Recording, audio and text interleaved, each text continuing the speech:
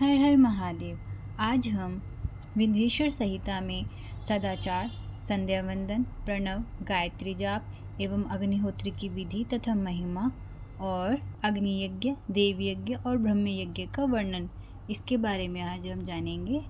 तो शुरू करते हैं। ऋषियों ने कहा, सूत जी, आप हमें वह सदाचार सुनाइए जिससे विद्वान पुरुष पुण्य लोकों पर विजय पाता है, स्वर्ग प्रदान करने वाले धर्म में तथा नर्क का कष्ट देने वाले अधर्म में आचारों का वर्णन कीजिए। सूत जी बोले, सदाचार का पालन करने वाला मनुष्य ही ब्राह्मण कहलाने का अधिकारी है। वेदों के अनुसार आचार का पालन करने वाले एवं वेद के अभ्यासी ब्राह्मण को विप्र कहते हैं। सदाचार, वेदाचार तथा विद्या गुणों से युक्त होने पर उसे द्विज कहते हैं। वेदों का कम आचार तथा कम अध्ययन करने वाले एवं राजा के पुरोहित अथवा सेवक ब्राह्मण को क्षत्रिय ब्राह्मण कहते हैं।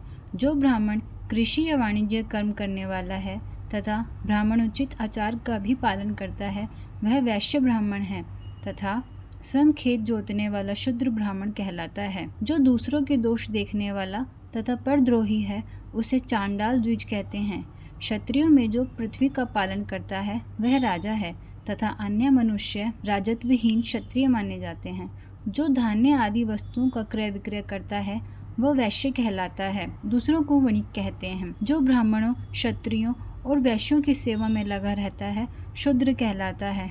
जो शूद्र हल जोतता है उसे वृषल समझना चाहिए। इन सभी वर्णों के मनुष्य को चाहिए कि वे ब्रह्म मुहूर्त में उठकर पूर्व की ओर मुख करके देवताओं का, धर्म का, अर्थ का, उसकी प्राप्ति के लिए उठाए जाने वाले क्लेशों का तथा आय और व्यय का चिंतन करें। रात के अंतिम प्रहर के मध्य भाग में मनुष्य को उठकर मलमूत्र त्याग कर लेना चाहिए। घर से बाहर शरीर को ढककर जाकर उत्तर अभिमुख होकर मलमूत्र का त्याग करें। जल, अग्नि, ब्राह्मण तथा देवताओं का स्थान बचाकर बैठें। उठने पर उस ओर न देखें। हाथ पैरों की शुद्धि करके 8 बार कुल्ला करें। किसी वृक्ष के पत्ते से दातुन करें। दातुन करते समय तर्जनी अंगुली का उपयोग नहीं करें। तदंतर जल संबंधी देवताओं को नमस्कार कर मंत्र पाठ करते हुए जलाशय में स्नान करें। यदि कंठ तक या कमर तक पानी में खड़े होने की शक्ति न हो तो घुटने तक जल में खड़े होकर ऊपर जल छिड़ककर मंत्रोच्चारण करते हुए स्नान कर तर्पण करें। इसके उपरांत वस्त्र धारण कर उत्तरीय भी धारण करें। नदी अथवा तीर्थ में स्नान करने पर उतारे हुए वस्त्र वहां न धोएं। उसे किसी कुएं, बावड़ी अथवा घर ले जाकर धोएं। कपड़ों को निचोड़ने से जो जल गिरता है वह एक श्रेणी के पितरों की तृप्ति के लिए होता है। इसके बाद जाबाली उपनिषद में बताए गए मंत्र से भस्म लेकर लगाएं। इस विधि का पालन करने से पूर्व यदि भस्म गिर जाए तो गिराने वाला मनुष्य नर्क में जाता है। आपोहिष्टा मंत्र से पाप शांति के लिए सर पर जल छिड़ककर यस्य शयाय मंत्र पढ़कर पैर पर जल छिड़के। आपोहिष्टा में 3 रचनाएं हैं। पहला ऋचा का पाठ कर पैर, मस्तक और हृदय में जल छिड़के। दूसरी ऋचा का पाठ कर मस्तक, हृदय और पैर पर जल छिड़के तथा तीसरी ऋचा का पाठ करके हृदय, मस्तक और पैर पर जल छिड़के। इस प्रकार के स्नान को मंत्र स्नान कहते हैं। किसी अपवित्र वस्तु से स्पर्श हो जाने पर, स्वास्थ्य ठीक न रहने पर, यात्रा में या जल उपलब्ध न होने की दशा में मंत्र स्नान करना चाहिए।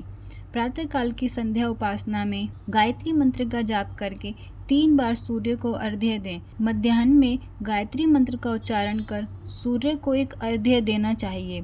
सायंकाल में पश्चिम की ओर मुख करके पृथ्वी पर ही सूर्य को अर्घ्य दें।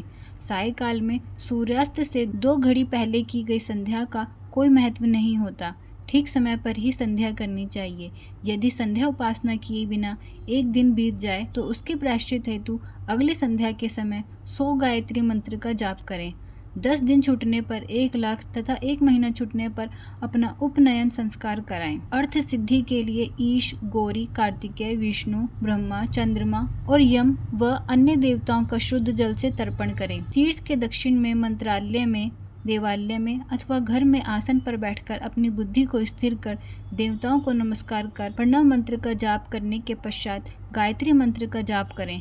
प्रणव के अ, उ और म तीनों अक्षरों में जीव और ब्रह्मा की एकता का प्रतिपादन होता है। अतः प्रणव मंत्र का जाप करते समय मन में यह भावना होनी चाहिए, हम तीनों लोकों की सृष्टि करने वाले ब्रह्मा पालन करने वाले विष्णु तथा संहार करने वाले रुद्र की उपासना कर रहे हैं।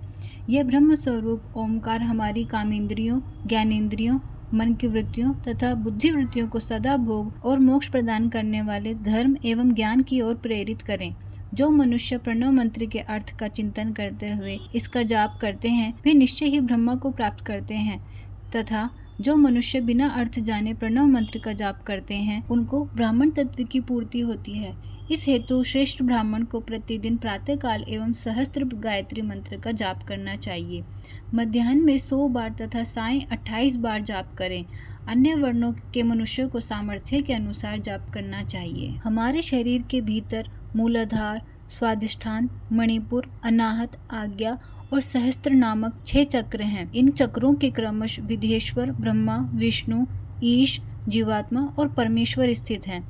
सद्भावना पूर्वक श्वास के साथ सोअहम का जाप करें। सहस्त्र बार किया गया जाप ब्रह्मलोक प्रदान करने वाला है। 100 बार किए जाप से इंद्र पद की प्राप्ति होती है। आत्मरक्षा के लिए जो मनुष्य अल्प मात्र में इसका जाप करता है वह ब्राह्मण कुल में जन्म लेता है। 12 लाख गायत्री जाप करने वाला मनुष्य ब्राह्मण कहलाता है। जिस ब्राह्मण ने 1 लाख गायत्री का भी जप न किया हो उसे वैदिक कार्यों में न लगाएं। यदि एक दिन उल्लंघन हो जाए तो अगले दिन उसके बदले में उतने अधिक मंत्रों का जाप करना चाहिए। ऐसा करने से दोषों की शांति होती है। धर्म से अर्थ की प्राप्ति होती है। अर्थ से भोग सुलभ होता है। भोग से वैराग्य की संभावना होती है।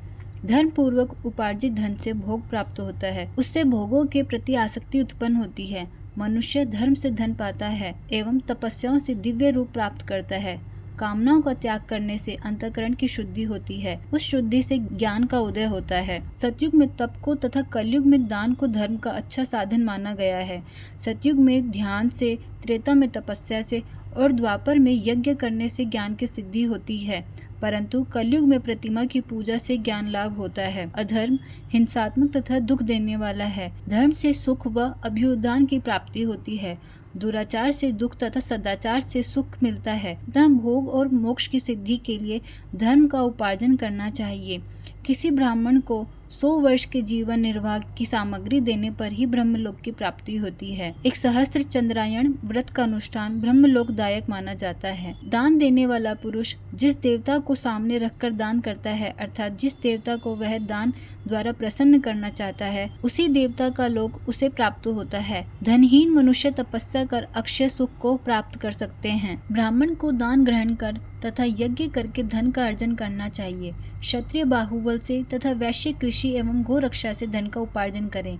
इस प्रकार न्याय से उपार्जित धन को दान करने से दाता को ज्ञान की सिद्धि प्राप्त होती है एवं ज्ञान से ही मोक्ष की प्राप्ति सुलभ होती है। गृहस्थ मनुष्य को धन, धान्य आदि सभी वस्तुओं का दान करना चाहिए। जिसके अन्न को खाकर मनुष्य कथा श्रवण तथा सत्कर्म का पालन करता है तो उसका आधा फल दाता को मिलता है। दान लेने वाला मनुष्य को दान में प्राप्त वस्तु का दान तथा तपस्या द्वारा पाप की शुद्धि करनी चाहिए। उसे अपने धन के 3 भाग करने चाहिए, एक धर्म के लिए, दूसरा वृद्धि के लिए एवं तीसरा उपभोग के लिए। धर्म के लिए रखे धन से नित्य नैमित्तिक और इच्छित कार्य करें। वृद्धि के लिए रखे धन से ऐसा व्यापार करें जिससे धन की प्राप्ति हो तथा उपभोग के धन से पवित्र भोग भोगे। खेती से प्राप्त धन का 10वां भाग दान करें, इससे पाप की शुद्धि होती है। वृद्धि के लिए किए गए व्यापार से प्राप्त धन का 6वां भाग दान देना चाहिए। विद्वान को चाहिए कि वह दूसरों के दोषों का बखान न करे। ब्राह्मण भी दोषवंश दूसरों के सुने या देखे हुए छिद्र को कभी प्रकट न करें। विद्वान पुरुष ऐसी बात न कहे जो समस्त प्राणियों के हृदय में रोष पैदा करने वाली हो। दोनों संध्याओं के समय अग्नि को विधि पूर्वक दी हुई आहुति से संतुष्ट करें। चावल, धान्य, घी, फल, कंद तथा हविष्य के द्वारा स्थाली पाक बनाएं तथा यथोचित रीति से सूर्य और अग्नि को अर्पित करें। यदि दोनों समय अग्निहोत्र करने में असमर्थ हो तो संध्या के समय जाप और सूर्य की वंदना कर लें। आत्मज्ञान की इच्छा रखने वाले तथा धनी पुरुषों को इसी प्रकार उपासना करनी चाहिए। जो मनुष्य सदा ब्रह्म यज्ञ करते हैं, देवताओं की पूजा, अग्नि पूजा और गुरु पूजा प्रतिदिन करते हैं तथा ब्राह्मणों को भोजन तथा दक्षिणा देते हैं, वे स्वर्ग लोक के भागी होते हैं। ऋषियों ने कहा, प्रभु अग्नि यज्ञ, देव यज्ञ और ब्रह्म यज्ञ का वर्णन करके हमें कृतार्थ करें। सूत जी बोले, महर्षियों, गृहस्थ पुरुषों के लिए प्रातः और सायकाल अग्नि में 2 चावल और द्रव्य की आहुति ही अग्नि यज्ञ है।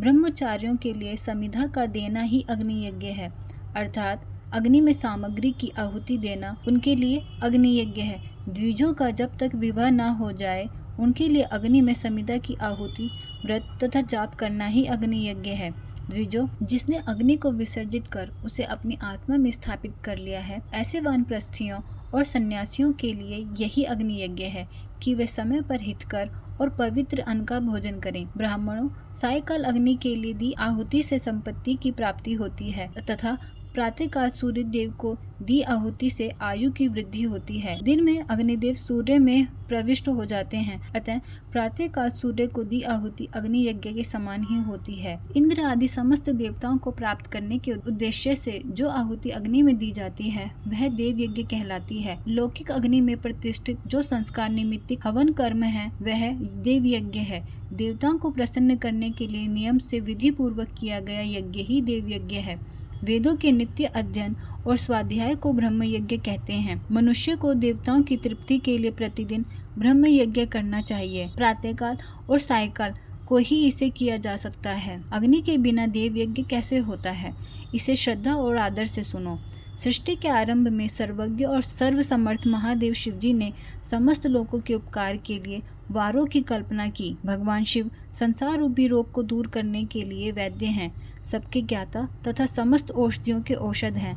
भगवान शिव ने सबसे पहले अपने वार की रचना की जो आरोग्य प्रदान करने वाला है। तत्पश्चात अपनी माया शक्ति का वार बनाया जो संपत्ति प्रदान करने वाला है। जन्म काल में दुर्गतिग्रस्त बालक की रक्षा के लिए कुमार की वार की कल्पना की। आलस्य और पाप की निवृत्ति तथा समस्त लोगों का हित करने की इच्छा से लोक रक्षक भगवान विष्णु का वार बनाया। इसके बाद शिवजी ने पुष्टि और रक्षा के लिए आयुकर्ता त्रिलोक सृष्टा परमेष्टि ब्रह्मा का आयुष्कारक वार बनाया। तीनों लोकों की वृद्धि के लिए पहले पुण्य पाप की रचना होने पर लोगों को शुभ अशुभ फल देने वाले इंद्र और यम के वारों का निर्माण किया। ये वार भोग देने वाले तथा मृत्यु भय को दूर करने वाले हैं। इसके उपरांत भगवान शिव ने 7 ग्रहों को इन वारों का स्वामी निश्चित किया। ये सभी ग्रह नक्षत्र ज्योतिर्मय मंडल में प्रतिष्ठित हैं। शिव के वार के स्वामी सूर्य हैं, शक्ति संबंधी वार के स्वामी सोम, कुमार संबंधी वार के अधिपति मंगल, विष्णु वार के स्वामी बुध, ब्रह्मा जी के वार के स्वामी बृहस्पति, इंद्र वार के स्वामी शुक्र व यम वार के स्वामी शनि हैं। अपने अपने वार में की गई देवताओं की पूजा उनके फलों को देने वाली है। सूर्य आरोग्य और चंद्रमा संपत्ति के दाता हैं। बुध व्याधियों के निवारक तथा बुद्धि प्रदाता हैं। बृहस्पति आयु की वृद्धि करते हैं। शुक्र भोग देते हैं और शनि की मृत्यु का निवारण करते हैं। इन 7 वारों के फल उनके देवताओं के पूजन से प्राप्त होते हैं। अन्य देवताओं की पूजा का फल भी भगवान शिव ही देते हैं। देवताओं की प्रसन्नता के लिए पूजा की 5 पद्धतियां हैं। पहले उन देवताओं के मंत्रों का जाप, दूसरा होम, तीसरा दान, चौथा तप तथा 5वां वेदी पर प्रतिमा में अग्नि अथवा ब्राह्मण के शरीर में विशिष्ट देव की भावना करके 16 उपचारों से पूजा तथा आराधना करना। दोनों नेत्रों तथा मस्तक के रोग में और कुष्ठ रोग की शांति के लिए भगवान सूर्य की पूजा करके ब्राह्मणों को भोजन कराएं। इससे यदि प्रबल प्रारब्ध का निर्माण हो जाए तो जरा एवं रोगों का नाश हो जाता है। इष्ट देव के नाम मंत्रों का जाप वार के अनुसार फल देते हैं। रविवार को सूर्य देव व अन्य देवताओं के लिए तथा अन्य ब्राह्मणों के लिए विशिष्ट वस्तु अर्पित करें। यह साधन विशिष्ट फल देने वाला होता है तथा इसके द्वारा पापों की शांति होती है। सोमवार को संपत्ति व लक्ष्मी की प्राप्ति के लिए लक्ष्मी की पूजा करें तथा पत्नी के साथ ब्राह्मणों को घी में पका अन्न भोजन करवाएं। मंगलवार को रोगों की शांति के लिए काली की पूजा करें। उड़द, मूंग एवं अरहर की दाल से युक्त अन्न का भोजन ब्राह्मणों को कराएं। बुधवार को दधि युक्त अन्न से भगवान विष्णु का पूजन करें। ऐसा करने से पुत्र मित्र की प्राप्ति होती है। जो दीर्घायु होने की इच्छा रखते हैं वे बृहस्पतिवार को देवताओं का वस्त्र, यज्ञोपवीत तथा घी मिश्रित खीर से पूजन करें। भोगों की प्राप्ति के लिए शुक्रवार को एकाग्रचित होकर देवताओं का पूजन करें और ब्राह्मणों की तृप्ति के लिए षड्रस युक्त अन्न दें। स्त्रियों की प्रसन्नता के लिए सुंदर वस्त्र का विधान करें। शनिवार अपमृत्यु का निवारण करने वाला है। इस दिन रुद्र की पूजा करें। तिल के होम व दान से देवताओं को संतुष्ट करके ब्राह्मणों को तिल मिश्रित भोजन कराएं। इस तरह से देवताओं की पूजा करने से आरोग्य एवं उत्तम फल की प्राप्ति होगी। देवताओं के नित्य विशेष पूजन, स्नान, दान, जाप, होम तथा ब्राह्मण तर्पण एवं रवि आदि वारों में विशेष तिथि तथा नक्षत्रों का योग प्राप्त होने पर विभिन्न देवताओं के पूजन में जगदीश्वर भगवान शिव ही उन देवताओं के रूप में पूजित होकर सब लोगों को आरोग्य फल प्रदान करते हैं। देश, काल, पात्र, द्रव्य, श्रद्धा एवं लोक के अनुसार उनका ध्यान रखते हुए महादेव जी आराधना करने वालों को आरोग्य फल देते हैं। मंगल कार्यों के आरंभ में और अशुभ कार्यों के अंत में तथा जन्म नक्षत्रों के आने पर गृहस्थ पुरुष अपने घर में आरोग्य की समृद्धि के लिए सूर्य ग्रह का पूजन करें। इससे सिद्ध होता है कि देवताओं का पूजन संपूर्ण अभिष्ट वस्तुओं को देने वाला है। पूजन वैदिक मंत्रों के अनुसार ही होना चाहिए। शुभ फल की इच्छा रखने वाले मनुष्यों को 7 दिन अपनी शक्ति के अनुसार देव पूजन करना चाहिए। निर्धन मनुष्य तपस्या व व्रत आदि से तथा धनी धन के द्वारा देवी देवताओं की आराधना करे। जो मनुष्य श्रद्धा पूर्वक इस तरह के धर्म का अनुष्ठान करता है वह पुण्य लोक में अनेक प्रकार के फल भोग कर पुनः इस पृथ्वी पर जन्म ग्रहण करता है। धनवान पुरुष सदा भोग सिद्धि के लिए मार्ग में वृक्ष लगाकर लोगों के लिए छाया की व्यवस्था करते हैं और उनके लिए कुएं, बावड़ी बनवाकर पानी की व्यवस्था करते हैं। वेद शास्त्रों की प्रतिष्ठा के लिए पाठशाला का निर्माण तथा अन्य किसी भी प्रकार से धर्म का संग्रह करते हैं और स्वर्ग लोक को प्राप्त होते हैं। समय अनुसार पुण्य कर्मों के परिपाक से अंतःकरण शुद्ध होने पर ज्ञान की सिद्धि होती है। द्विजो, इस अध्याय को जो सुनता, पढ़ता अथवा सुनने की व्यवस्था रखता है उसे देव यज्ञ का फल प्राप्त होता है। इसी के साथ यह अध्याय समाप्त हुआ। कल फिर मिलेंगे एक और नए अध्याय के साथ। तब तक के लिए हर हर महादेव।